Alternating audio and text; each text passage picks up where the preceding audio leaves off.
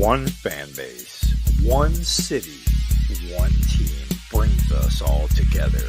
The Cleveland Browns. If you're a Browns fan, this podcast is for you. Welcome to Down with the Browns. And welcome back to another episode of Down with the Browns.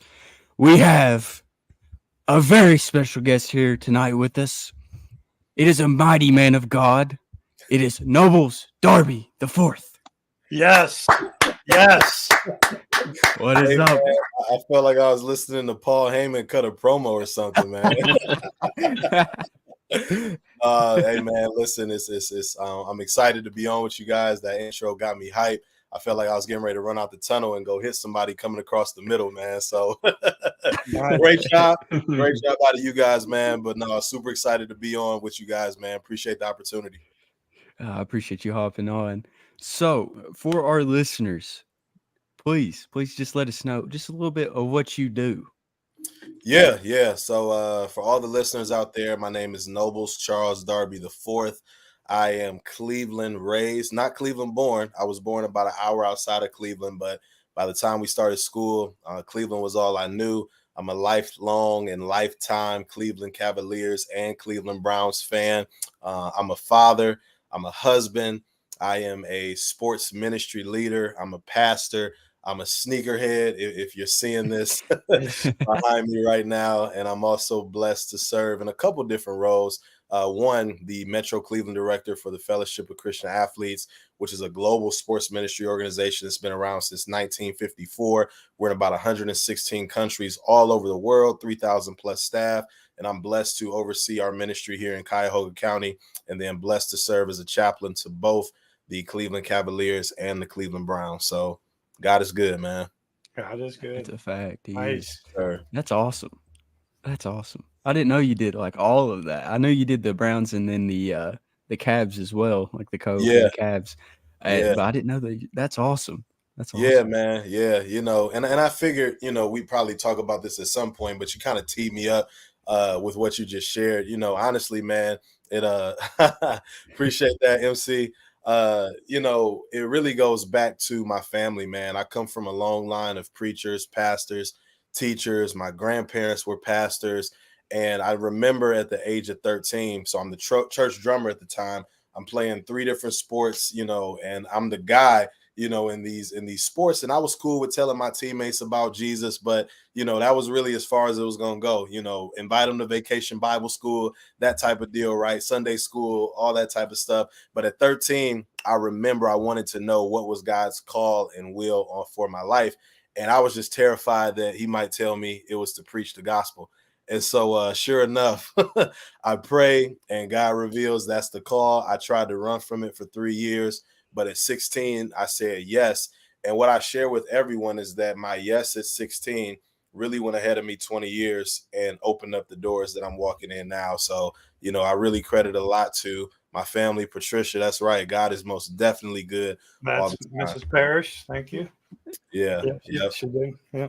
She was very excited to see you. Sorry, Nobles. I did not mean to cut you off. No. You're good, man. I was pretty much done. I was just sharing that, it was really that decision at 16 that really was the catalyst to everything that I'm doing now. So, like Miss Patricia said, God is most definitely good all the time. Sure. Yes, sir. Yes, sir. Yep. Yes, sir. Yep. All the time.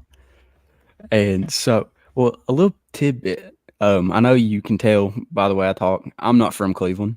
I'm from down here in southeastern Kentucky. But about 60-something years ago, my papa actually started a church it's not in downtown Cleveland or anything. It's like outside about 45 minutes. And it was a Church of God there. And it was still going on. Like they invited like me, my dad, and my mama before she passed away. Like we went to the 50th anniversary there. Oh wow! And it was pretty cool. Like so, that's how I got the Cleveland ties. Is my dad. That's what's up, man. You got those generational ties. Yeah. Because I definitely picked up on the accent. I was like, I don't think this guy's from Northeast Ohio, but yeah. I'm not either. I'm from Southern Ohio.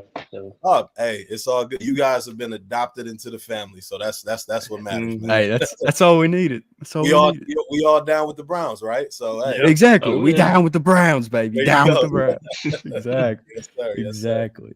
I hold Yes, it down in Youngstown, at least, Noble. So we got one of us in the area. Okay. That's what's. Hey, well, listen, Yeah, man. I was actually born in Warren, Ohio. And Yeah, so, dude, I live in Warren. Okay. Yep. Yeah. So, my mom and her family came up in Warren, and I remember this will be a throwback for you, man. I remember going to hot dog shop and Eastland Mall and all that back in the day, man. So, shout outs to Warren, Ohio. Definitely got some strong roots down there. Yep. No, outstanding. Yes, sir. That's yes, awesome. sir. That's awesome. So, Nobles, like, how did God lead you into the opportunity to become the Browns chaplain? Yeah. So I would say it really goes back. So I already shared the portion about the family dynamic and just the rich history of pastors and ministers in our family. So that was step one. I would say step two is this. So in 2012, I had transitioned to another local ministry. Shout outs to Dayton in the building. In 2012, I had transitioned to a local ministry and I became the youth pastor there. And I never forget, there was a woman that was a mother to one of the teens in the ministry that handed me this Bible. And it was this purple, silver, and black holographic Bible. And it had FCA like in big bold letters across the front of the Bible. And I had never heard of FCA before, been in athletics all my life. But as I'm flipping through the Bible, I'm like, man, this is pretty cool. It speaks to athletes. It's got different things you can, do with athletes in here. And so that was one touch point, my first touch point with FCA. Well, fast forward the story, 2015, one of my best friends, his name is Steve Sanders, former Cleveland Brown from 2006 to 2008, was in the NFL for about 5 seasons. Well, he retired in 2011. And so in 2015, he tells me, hey, Nobles, I'm taking this position with this organization called FCA, the position that I have now. And so I'm like, wait, like it wasn't too long ago that I just heard about FCA. And so we start talking more about it. And he tells me, man, listen, I think this will be awesome for you because although, and this goes a little bit into my personal testimony as well. I know I'm connecting a lot of different elements, but, I'm taking it somewhere. So, I was at a Division I university, Bowling Green State University, thought I was going to the NFL. Well, my grandfather, the same grandfather that recognized the call of God on my life at 13, passed away my freshman year. And so I didn't know how to deal with that traumatic loss. And it ultimately turned me towards alcohol. And so as a result of going down that road, the scholarship that I had was now in danger of being lost. And so I had to appeal to get it back. And I wound up getting it back. But long story short, 2006, I go back on campus and fall right back into the same behaviors. Got involved with the wrong people. And ultimately, reality hit home in December of 2006, where I was suspended from Bowling Green at a 1.06 GPA. And so in my mind, I'm thinking, okay, football's over. NFL dream is over. Life, as I knew it, I thought was over. But isn't God so good, right? And this is how I know His grace is real, because ultimately it was God's plan for me to still make it to the NFL. It was going to just look a lot different than what I thought. And so in 2015, my guy, Steve, he takes the position. He opens up the door for me to come into FCA. So I'm doing boots on the ground ministry in local high schools. And I just began to work my way up through the ranks. And one thing led to another, man. I met the then chaplain of the Cavs. He was looking for someone to come in and work with him. He brought me in. The Browns found out about me and said, hey, we want to invite you into a space to come and serve our team as well. So really it goes back to that FCA connection. If it's not for those relationships that were forged along the way and ultimately God's divine timing, I'm not sitting in front of you guys as today the Cleveland Browns chaplain. That's awesome. Amazing. Yep. Yeah, that's pretty sick. Yeah. Yeah, it's awesome just to hear how like it all comes together, because like you said, like you had that dream of going to the NFL, but like God had like he wanted that same dream for you, but it was like a different route than you expected. Absolutely. And I think that can go for anybody like in life. Like if they have that dream, it might not be how like they picture it. Yeah. But I mean, it's God's will. It's God's will. Hey, listen, if there's one thing I've learned in my 37 years of living, to make a football reference, God has a way of calling some audibles in our lives. Exactly. Yeah, Exactly. he's got a way of calling some audibles and changing the play. And I used to hear all the time growing up, if you want to make God laugh, tell him your plans. Right. And so, Right. I thought I knew what I was going to do. And I'm telling God, these grand schemes and these big ideas. And I could imagine God's just sitting back like, yeah, okay. When you're done with all of that, let me show you what I really got planned for you. And I'm thankful for the journey, because ultimately it shaped and molded me into the husband and father and ministry leader that I'm ministry leader that I am, which I feel really positions me well to serve these guys with a lot of the different life issues that they're dealing with as well. So God never wastes any experience. We just have to be mature enough to accept that reality. No doubt. Exactly. We've got some comments for you. MC, great story. Appreciate the love. Miss Patricia, appreciate that. Yep. It is amazing journey. Amazing. Yeah. And DM Blake, do you have any questions for Nobles? I do real quick, Blake, if you don't mind. Nobles. What'd you say? You cut out a little bit. What was that? Do you guys got any questions for Nobles? Yeah, absolutely. Okay. Nobles, one of the things I would ask you about, being a United States Marine, and experiencing that with how they intertwine religion and so forth. And you might have a unit and it's so diverse. You might have 6 different religions of people that are sitting next to you. How is it that you use that, and how do you find your niche in with the Cleveland Browns, and how do you know that who would want to basically engage with you on the team? Like, how does that whole process work? For sure. Well, first, thank you for your service. It's a country worth serving. Yes, sir. Yes, sir. To answer your question, I think that's the beauty of the call of being a chaplain. And I emphasize the word call because you got to think about it. There's only 32 teams in the entire NFL. So that means there's a very small number of the U.S. population that is ever going to serve in that capacity. So it's truly a God call. And in knowing that call exists, it should be treated with a level of responsibility and stewarded in a way that really shows the authentic love of Jesus Christ. So to your point, obviously an NFL roster has 53 guys on an active roster, and you've got about 16 guys on a practice squad. So, it's about 70 guys, just players, that you're interacting with, not to include coaches, front office people, support staff, so on and so forth. And I understand, and I'm also aware that not everybody in the organization is going to believe in Jesus Christ.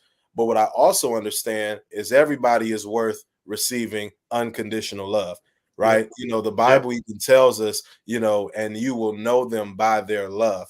And so it's not my job to force Jesus down anyone's throat, so to speak, but it is my job to live in such a way to where I love you. I don't judge you for where you are, what you may believe, what you may not believe, but in hopes of me living before you in a way that shows that I love and care about you as a person. I have to believe that that's going to plant a seed that at some point is going to at least compel that person to ask about the God that I serve. And so I just believe, this is where living the gospel versus preaching the gospel, is so much more important, because a lot of us will be the only Bible that someone ever reads. And when someone looks at our life, they should be able to see, okay, there's something different about that guy. And though I may not be able to conceive or agree with where they're at, I at least want to get close enough to them. And by getting close enough to me, it's only a matter of time before some Jesus wears off. Yeah, exactly. Absolutely, man. Yeah. I love it. Yeah, for sure. So, Blake, go ahead, Blake. My bad. No, you're good. Going on with the love thing. Go ahead, man. Going with the love thing. I mean, what's like your favorite quote you like to share to people? Not favorite quote, favorite Bible verse you like to share with people? I got mine on my forearm. It's my great grandma's favorite verse, Matthew 22:37. love thy neighbor as thyself. Do you have like a certain Bible verse you like to share with people or anything? Yeah, I actually have one tattooed on me as well. It's Isaiah 54:17. No weapon formed against me shall prosper. But I would say in this setting, because chaplaincy is really discipleship, you're walking alongside guys, you're doing life with them. And one of my all-time favorite verses, especially in this line of ministry, is 1 Thessalonians 2:8. And so the Apostle Paul just basically says it was important for us not just to share the good news with you, but our lives as well. And so tying in, my previous answer, and just showing that authentic love, I just want to do life with these guys.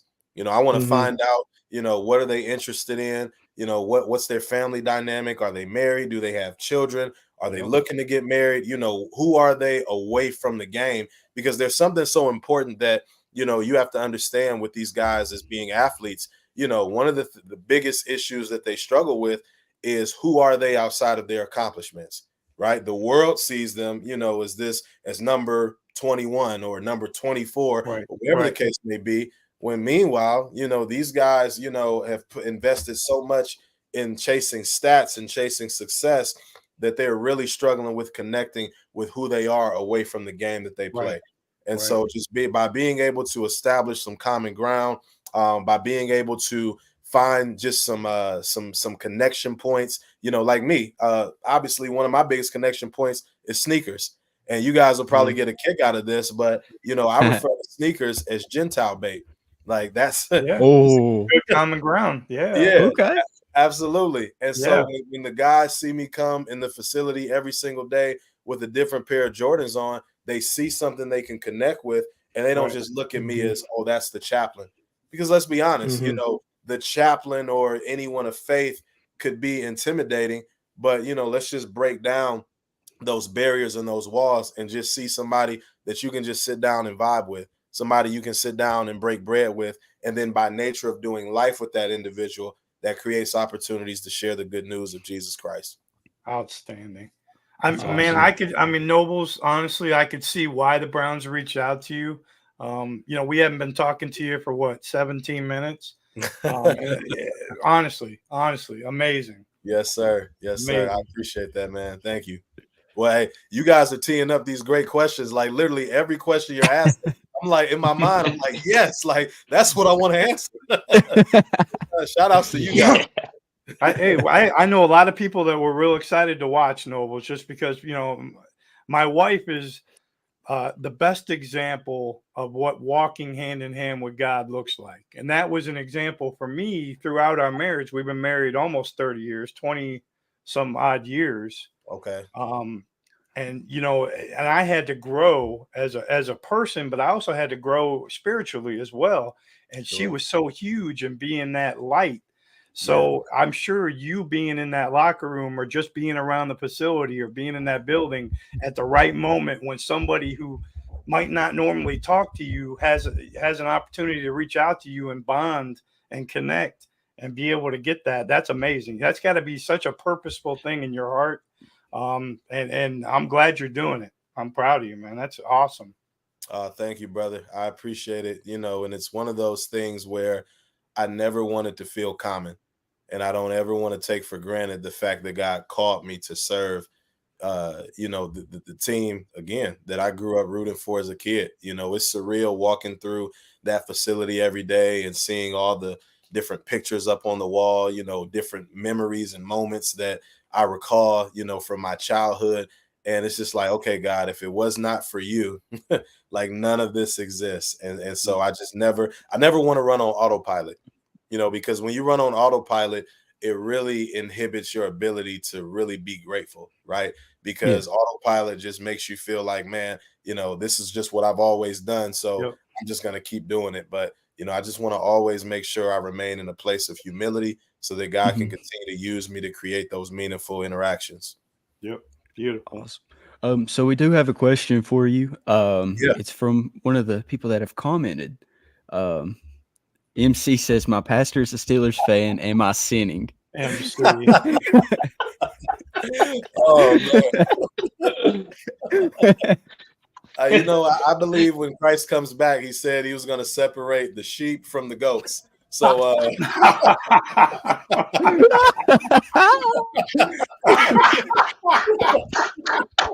that's awesome. That's awesome. Steelers fan. Steelers MC, fan. listen, Jesus loves Steelers fans too. And you know what?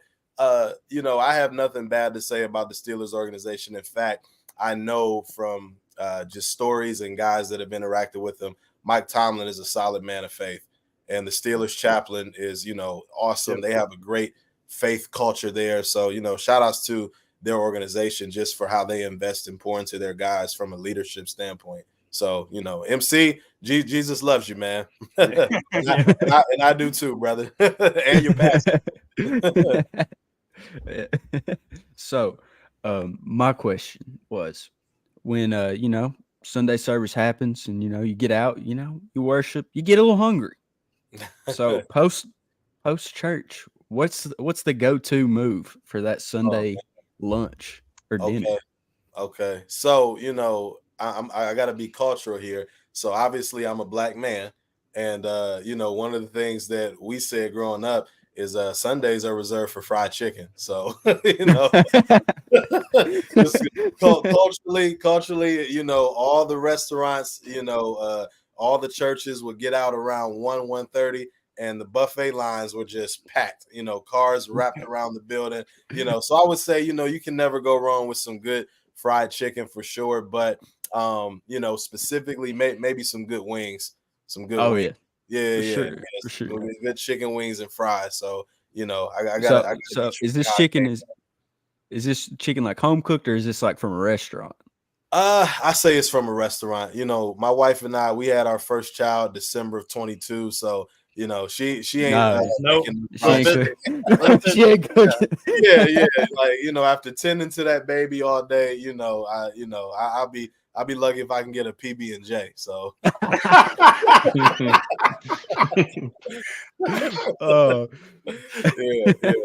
definitely from the restaurant. Yep. Okay. Speaking of chicken, sorry, segue. It happens. So what do you rate KFC chicken? I gotta ask. I gotta ask. I knew this question was coming. All right, so check it out. I've had my fair share of KFC in addition to other chains. So if I had to do a ranking system, right, especially because it's draft season, Popeye's number one. Yeah. We just came out of the combine, all that type of stuff. I'm gonna go from the bottom up. Number 5, I gotta say probably Church's chicken. Is down there. At number 4, I'm gonna probably go. Oh man, who's number 4? I'm gonna probably go. Oh man, you know what? Let me do 3 because I can't think of 5. we'll do Church's, KFC, Popeyes. There you go. Okay. Okay, I respect That's it. A solid 3 right there. Yeah. See, there's one that's here locally, and it's kind of more of a local one. I don't know if you guys have it there in Southern Ohio. No, it's called Lee's. Bojangles is good. We do Bojangles is good. Their biscuits we have fire, dude. What about Cane's? You gotta have like like Cane's? Oh no, nah.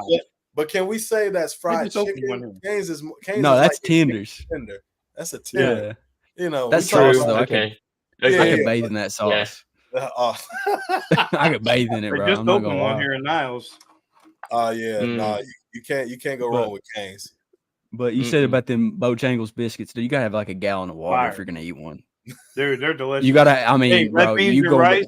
Let me tell you something. If you go to Bojangles, do this. It'll change your life. Get the large red beans and rice, and get 4 biscuits, and just smash it.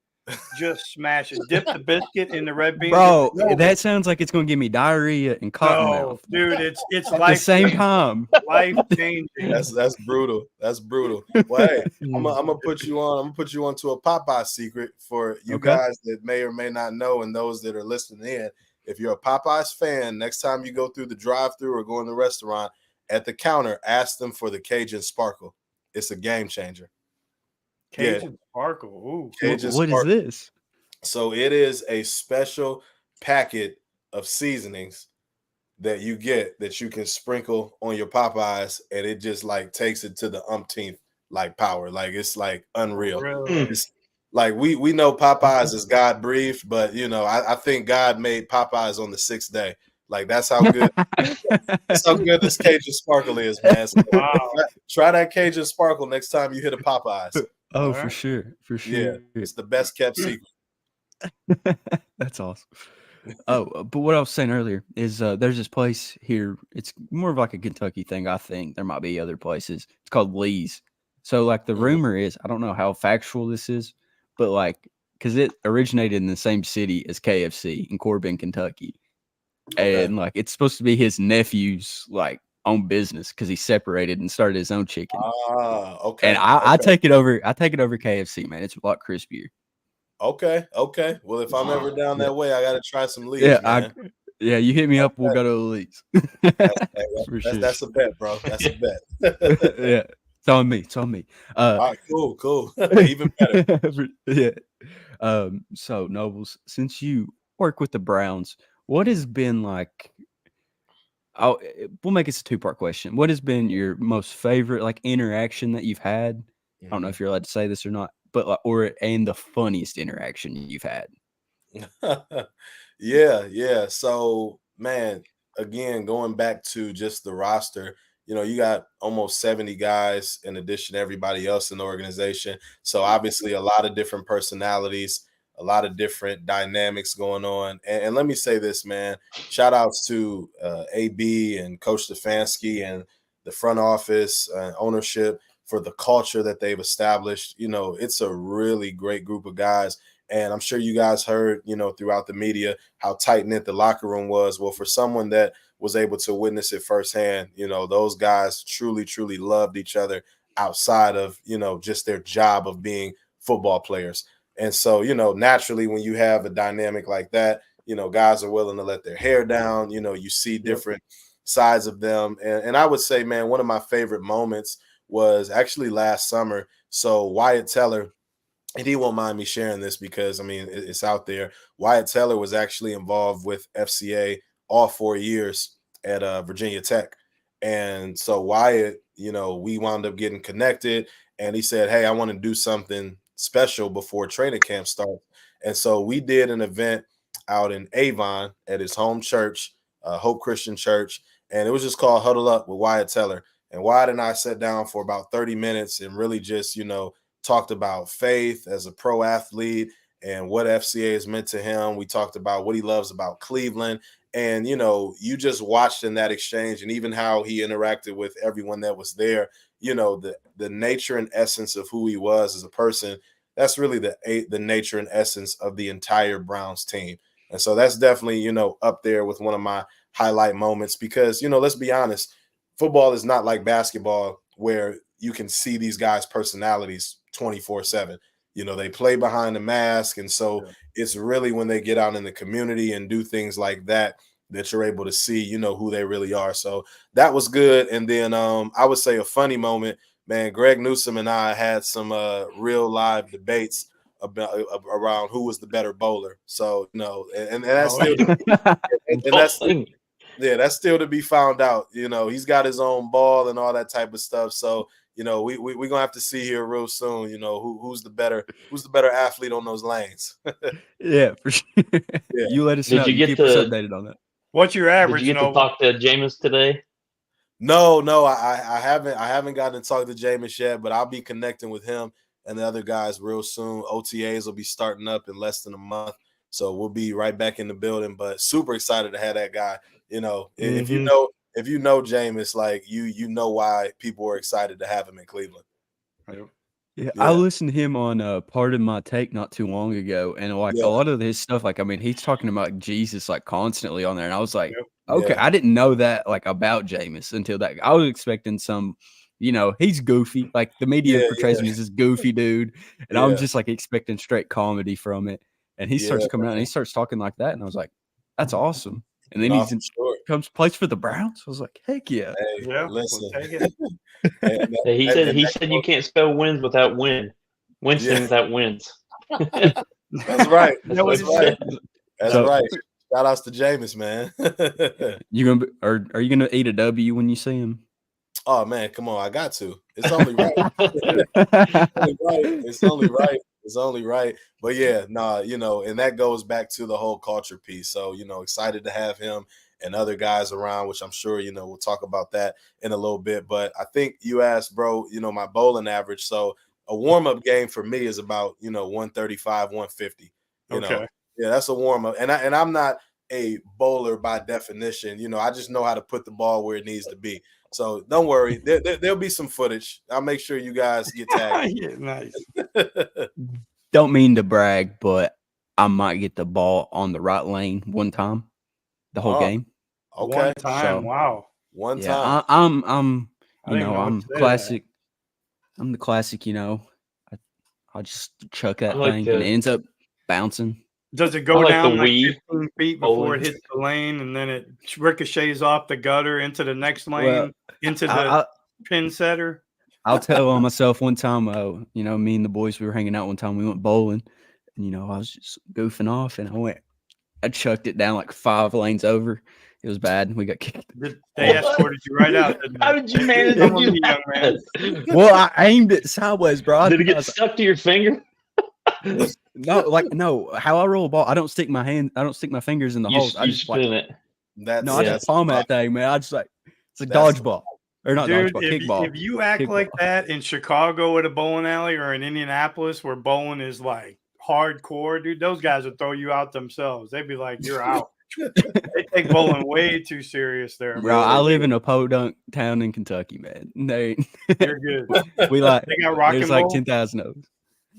Hey, well, thank God you found your gift in this podcast space, man, because it definitely sounds like bowling is not For sure. Yeah, we all have to stay in our lanes, man. Yep. Literally. Yeah, they got to put them guards up if I'm hitting anything. Yeah.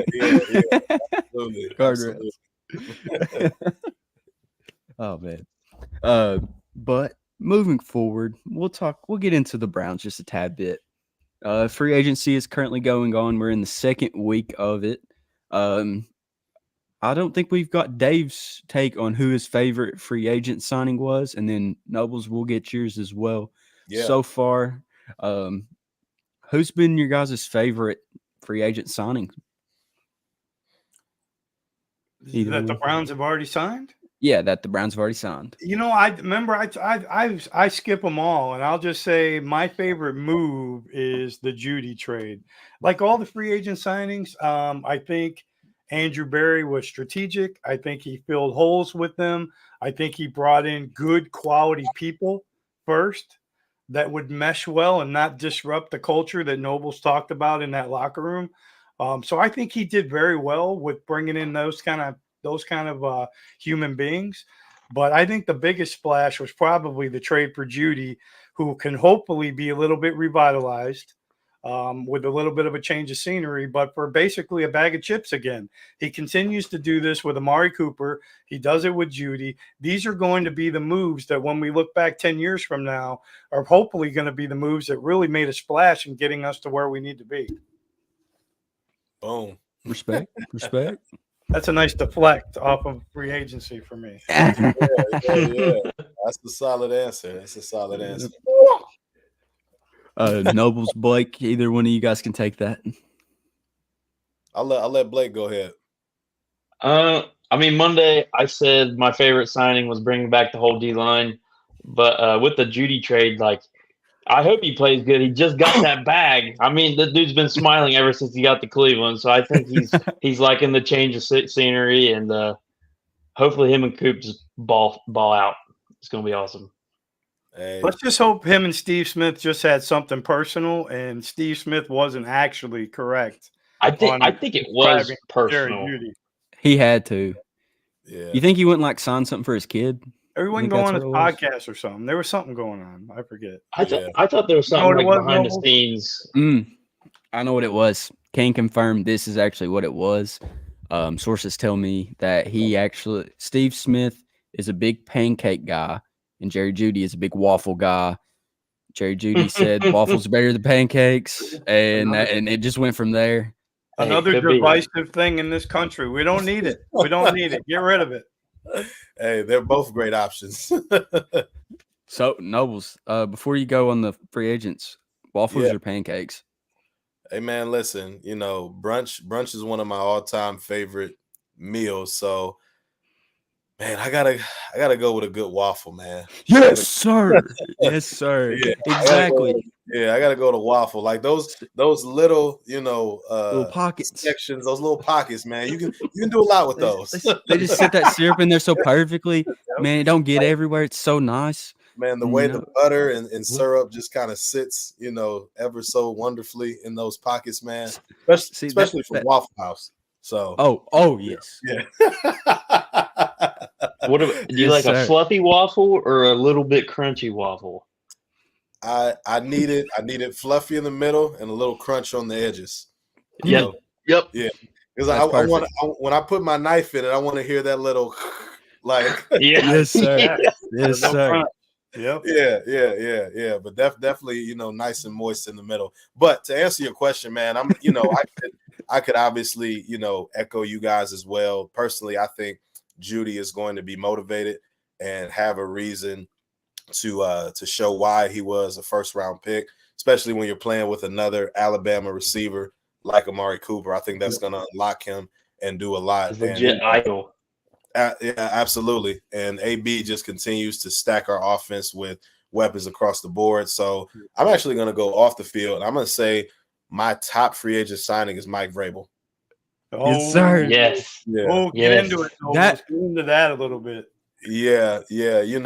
So obviously, a guy with Northeast Ohio ties, Ohio State legend, Super Bowl champion. And from what I've heard from people that have either played for Coach Vrabel or worked with him, he is a true leader of men.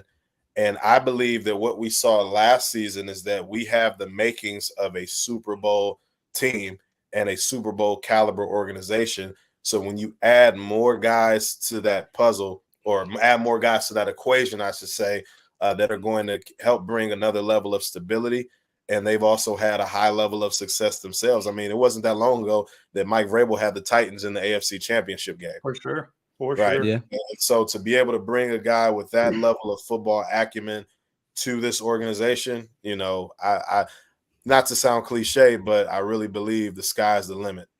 Absolutely, Jacob. Yep. Vrabel is a solid pickup for sure. Great pick. I've changed my answer since Monday, and I've thought about it. I've looked at it.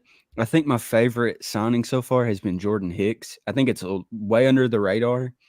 Like you said, Northeast Ohio ties, coming home. The dude's a dog, Super Bowl champ with Jim Schwartz back in Philly. Yep. So, I mean, just a big dog. We just need a middle linebacker that can stay healthy. You see that? Somebody who's giving you a thumbs down. Thumbs down me, bro. I will fight you and pray for you at the same time. Okay.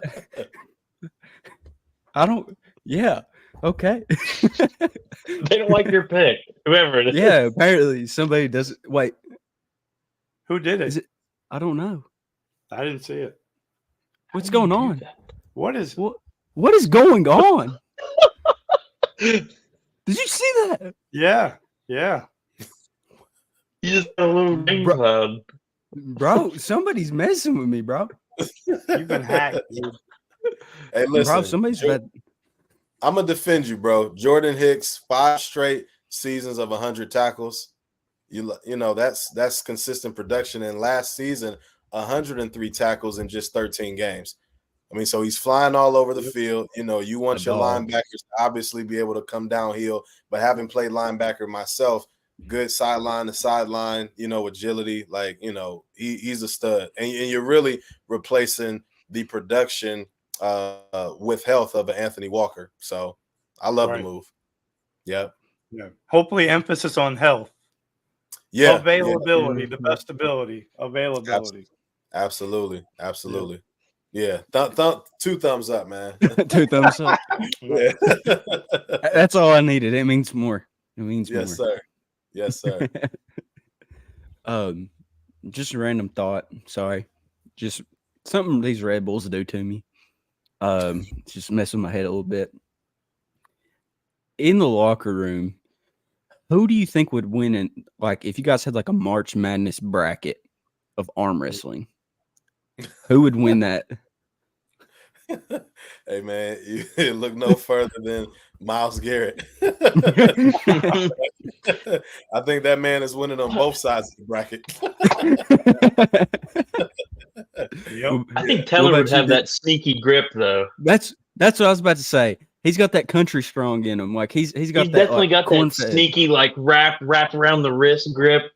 Dude, Yeah, Myles Garrett is an alien. I got a thumbs up. Thumbs up. There you go. Shout outs to the thumbs up. Yeah. No, Chubb is stupid strong, man. So, I believe he gives some guys a run for their money Absolutely. too. Yeah, absolutely. Absolutely. Has he been around the building lately?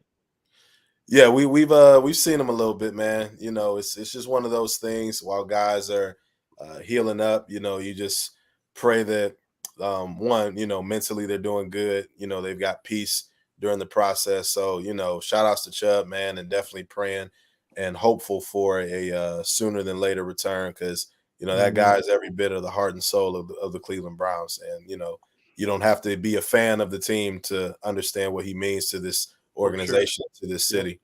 Yeah. For sure. So about Nick Chubb. So you're in the locker room, you're seeing all the behind the scenes stuff that we don't see as fans, and we know him as Batman. Can you confirm or deny that he is actually Batman? Hey man, we're gonna have to leave that one where it is, bro. That's a confirmation to me. Hey, that's a big yes. Hey, listen, I can't confirm nor deny, but I think the beauty of superheroes is, just kind of guessing. Like, yeah, that is true, isn't it?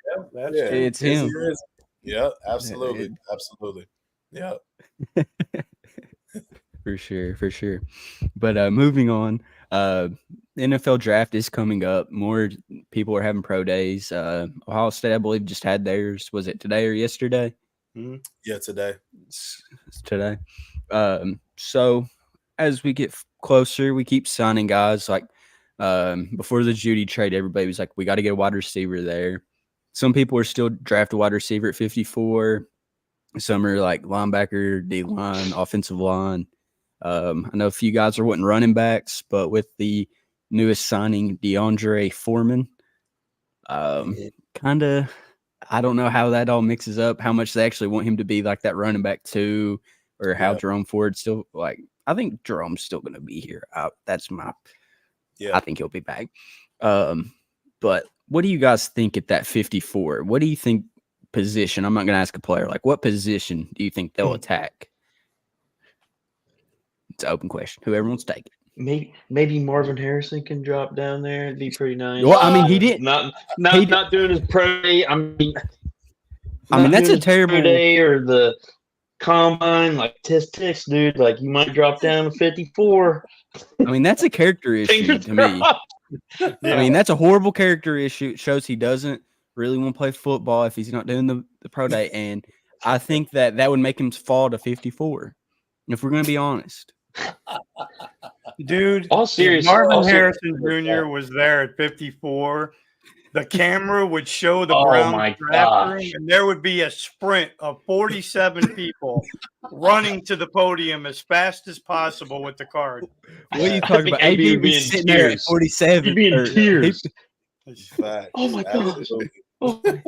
Jimmy Haslam would have the contract extension for AB, Kevin Stefanski, everybody just there before they even turn in that pick. Pick 52. Absolutely, man. That would be something to see if that happened. Amari Cooper, freaking Jerry Jeudy, Marvin Harrison Jr., and Elijah Moore. Man, talk to me nice. Talk to me nice. Exactly. What, Deshaun? Come on. Yeah. Deshaun. I mean, come on. That would be crazy. With that receiving core, you could have me out there at quarterback and we'd win a Super Bowl. Going off that though, like what is he doing? Huh? I heard you going off that, like what is he doing? Listen, at my girlfriend's family football game, listen, I won that game with a broke foot. I broke my foot on that field. I did not come off till we had the victory in hand. That is a fact too. There we go. There we go. Yeah, I threw the game with a touchdown with a broke foot. I heard you could throw the ball 60 yards on a fly. Hey, I can do it with my left hand too. You'll see me do it again. That man's talented. That's hilarious. Let me say this. I think that with all of the moves that we've made to this point, and AB's been cooking, man. Like he's got that chef's hat on. Like he's been doing Chef Boyardee. Yeah, absolutely. I think that we do need to get a young playmaker at linebacker. And I also wouldn't mind seeing another defensive end. I think that, you can get some more speed off the edges in this wide 9 scheme that Schwartz loves to play. We're solid at defensive back, got some depth there. I love our safeties, and I know there's still some names out there, in regards to who we might bring, but another stud linebacker that we can get in the rotation, similar to how we did with our safeties last season. You played 3 safeties, you had Delpit, Thornhill, McLeod, even Ronnie Hickman. So I think if we can add another LB and add another edge rusher, I think those are some solid moves. Yep. For sure. How about you, DM? Yeah, I would go right along with that. A playmaker at linebacker is always good. You could use another D tackle probably because you just got a 1-year fix basically right now. So, the board's open. He's like Noble said. AB's cooking. He's being very strategic and he's making moves on purpose instead of just reacting. So I like it. I like where we're at. I think the book's open for the draft, and they might just go first, best player available with all of these picks. We don't know. It's true. But you, bud? Yeah, I like the linebacker. I'm a big receiver guy, but obviously we got a lot of dudes in that room. Mm-hmm. I don't know how high of a reach it would be for Steel Chambers. I like Junior Colson too, Ohio State, Michigan. They're just both awesome. Running backs, we just signed a running back, but me and Dave wanted Blake Corum. I don't know. I just think it's best player available at this point. We basically have our full roster right now.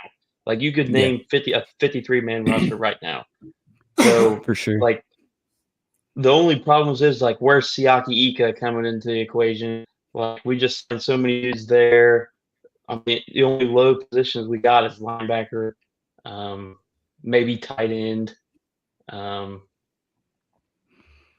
maybe tackle. This draft's really good at that time, but I'd say probably best player available. I agree. I think that I agree on the linebacker. I think that they go there because out of all the positions on defense, because I've noticed like on the offense, they're really stacking up these veteran guys because for so long we've went with the rookies, the younger guys, and we're just now getting to where these guys that we've drafted a few years ago, like Dave Njoku, he's finally hitting his prime. He's becoming that dude that we thought he would when we drafted him in the first round in 2017. He's becoming that guy. And when you get so many young guys, you have those moments where the inexperience comes in. Like you get to those big games and they just don't have that experience. We're getting these guys. Big games, yep.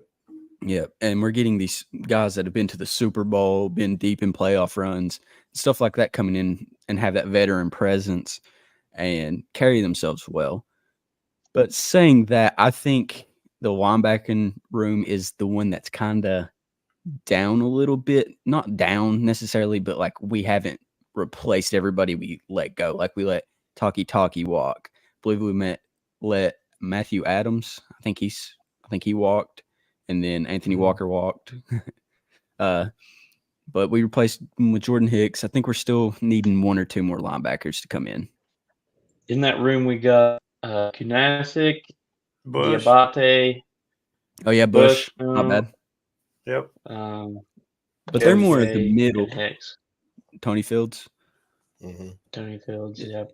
Yeah, we got Caleb Johnson, kid we signed. This is probably like right after the Super Bowl, so to like a reserves deal. So yeah, he was with the Jets last season. So you've got and Diabate, I love. I think what he showed last year season, man, the way he would playing linebacker. our coaches would always tell us, man, see and feel. Like, see the hole and fill it. And I think Diabate did a phenomenal job of doing that. Like, I looked at the way that guy, like, literally came flying through those gaps, especially in that game against the Jets. I'm like, no, he's a baller. Yep. So, yeah. We got some talent in that. And so, similar to last year, this is going to be a hard roster to make, no matter who we take in the draft, because guys are just out there competing. But we've got, a lot of guys with talent that I believe are going to get some opportunities to show, what they're capable of. So, here we go again. Yeah, for sure. Nobles, what's your take on JOK? Sorry, Christian. No, you're good. What's your take on JOK and how could you communicate that to people? How amazing 22 tackles for losses from a linebacker of his size in the NFL, more than TJ Watt. Oh yeah, it's if you watch the way JOK plays, it's very intelligent and it's also very instinctive. It's as if he already knows where the play is going before the ball is even snapped, and that's one of those rare intangibles that has the ability to make him one of the greats to have played at his position, right? And so I think I saw Jim Schwartz say something the other day that going into this season, JOK is going to be one of those guys that doesn't leave the field, and I see that comment. Yeah, he's got the speed, he's got the tenacity, but he's also got the intelligence, like to know he doesn't over pursue. He has a nose for the ball. He's always around it. I mean, think back to that Texans game, right? That guy was all everywhere. One of the greatest games of all time by a linebacker, in my opinion. Yeah, absolutely. And, if you watched him play at Notre Dame, you're seeing that same player. And I believe it was him being in this system and this scheme where he can just, pretty much just play more freely and not have to think. For a guy with his level of athleticism and speed, when the game is slowed down to the point where guys don't have to think and they can just play, that's when you see career years like what JOK had. So I think the best is yet to come. That I believe he has the capacity to be a Pro Bowler year in and year out, 100 tackle plus guy. So yeah, JOK is definitely going to be a dog on even more of a dog, I should say, on our defense coming up. Yep. For sure. But circling back to the draft just for a second, I just want to make a statement. If we don't bring in somebody from Kentucky this year, I think I'm going to lose it. I want more than one Kentucky Wildcat on the team. We finally got Za'Darius. Love that pick. I mean, everybody loves Z. But I want one more dog from Kentucky. I just, it make me feel good. I don't even care if he's like the 53rd Who you think, KFC? Ray Davis. Who's coming? Listen, if we got Ray Davis, all you're going to see from me is Ray Davis speed. Listen, I watched that man play. I walked up them bleachers, not the bleachers, the little steps to go sit down at the games every Saturday. With a broke foot, go watch Ray Davis run the football. That's what happened.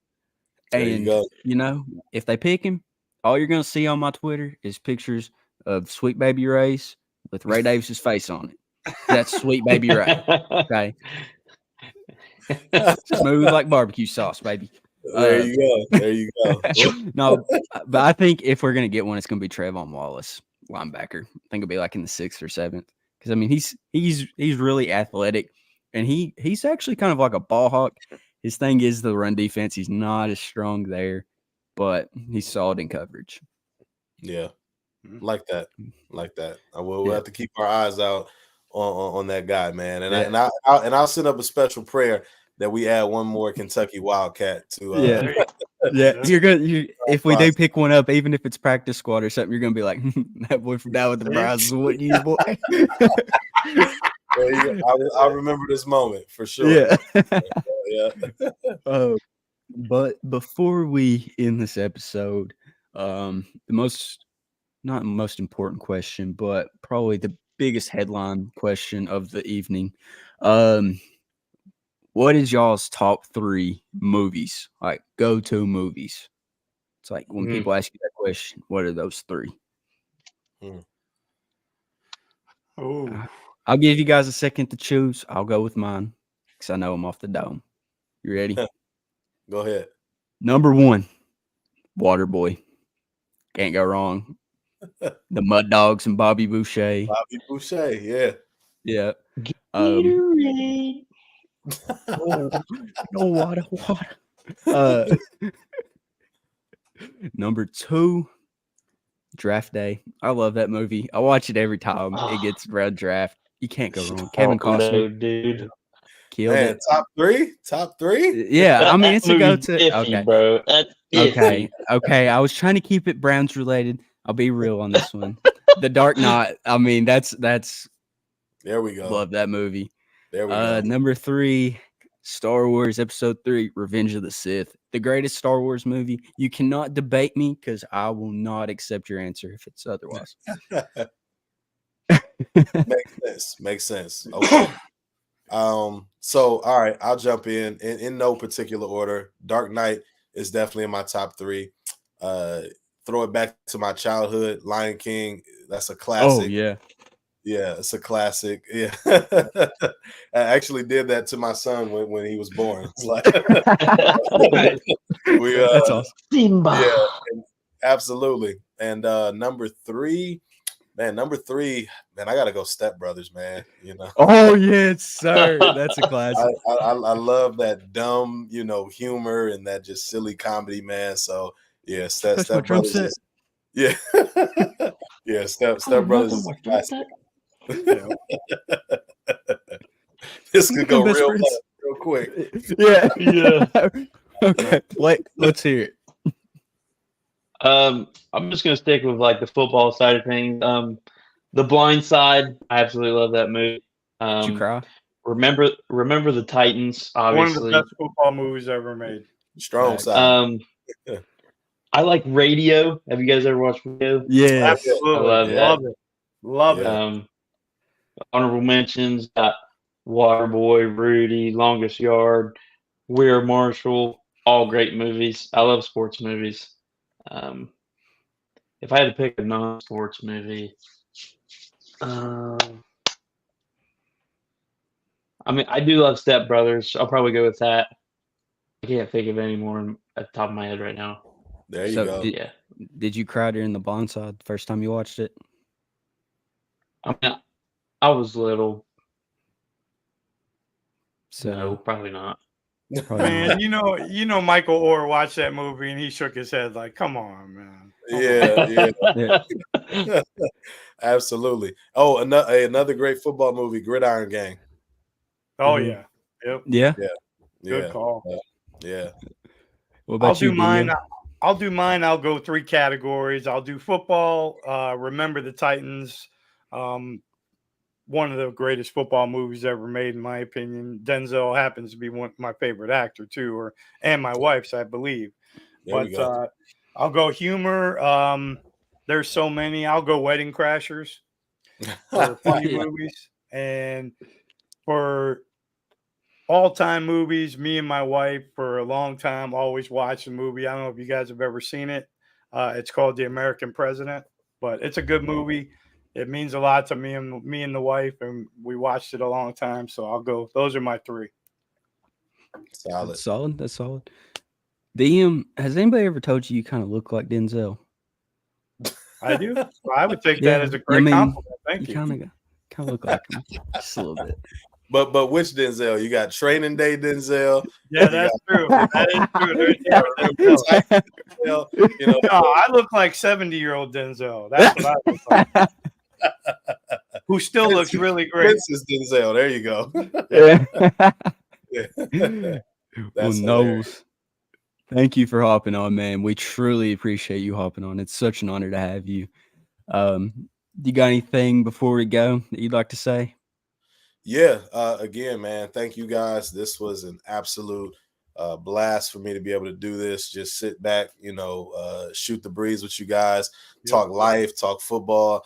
Love what you guys are doing here. Love you guys' vibe. You just you definitely made me feel comfortable, and just be able to just come in here and just share everything that I did. If I would leave anything as some final words, they say the two most important days in your life is one, the day that you're born, the day you find out why. You know, my prayer and my hope and my goal is that you that's listening, if you have not yet found out the why, you know, you may be existing, but you may not be living. And so, you know, really come in tune with what your purpose is so that you can move from existing to living and it is you've been created to do. So you guys are definitely living in your purpose. So shout outs to you guys, man. Down with the Browns podcast. You guys are family and grateful for the opportunity for sure. Amen, man.